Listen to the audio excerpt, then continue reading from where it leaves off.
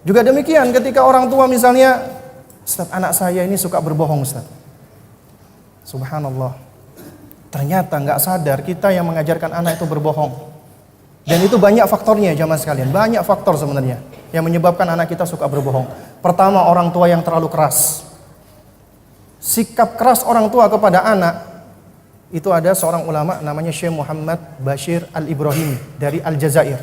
Termasuk ulama tua. Beliau itu Masya Allah punya beberapa tulisan-tulisan tentang masalah tarbiyah.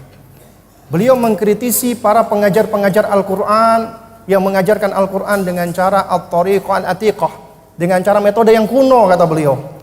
Anak-anak itu diajarkan Quran itu dengan cara salah di rotan, dipukuli. Hafalan Quran disuruh ngadep tembok. Ya. Kemudian dia murojaah, keliru dipukul. Dikritik sama beliau.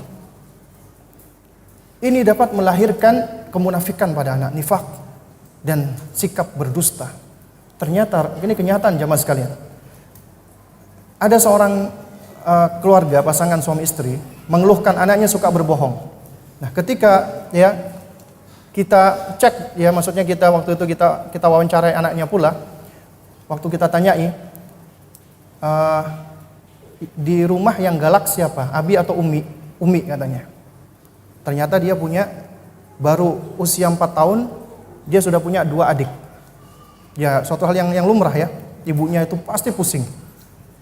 Kemudian juga memang kultur pendidikan ibunya keras. Suka memarahin kakaknya khususnya. Suatu ketika dia pernah menumpahkan susu adiknya. Ibunya dari kamar ngelihat susu tumpah.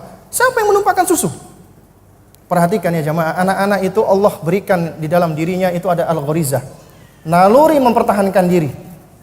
Dan naluri ini nggak akan keluar apabila nggak dirangsang dari luar. Kalau dirangsang dari luar, dia akan muncul self defense untuk mempertahankan diri. Nah, ketika dia merasakan dapat ancaman, otomatis dia berusaha untuk mempertahankan dirinya. Kemudian dia melihat ada kucing, ditunjuklah kucing tersebut. Dia nggak ngomong kucing, ditunjuk kucing. Uminya nggak marah ternyata. Apa yang dia pelajari? Berbohong menyelamatkan dirinya. Berbohong menyelamatkan dirinya.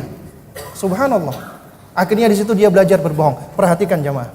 Allah ciptakan manusia di atas fitrah. Gak ada Allah ciptakan manusia itu bawaannya pembohong, gak ada. Tidak ada. Itu karena kerusakan pada fitrahnya. Karena ibunya mendidik dengan keras, akhirnya dia mulai berbohong. 1 berbohong, 2 berbohong, akhirnya terbiasa berbohong. Dan untuk mengembalikan ke fitrahnya itu memang butuh waktu ya jamaah sekalian. Nah, ini cuman sebagai contoh saja. Dan perhatikan bahwasanya apa yang dilihat oleh anak itu lebih mempengaruhi daripada apa yang didengarkan.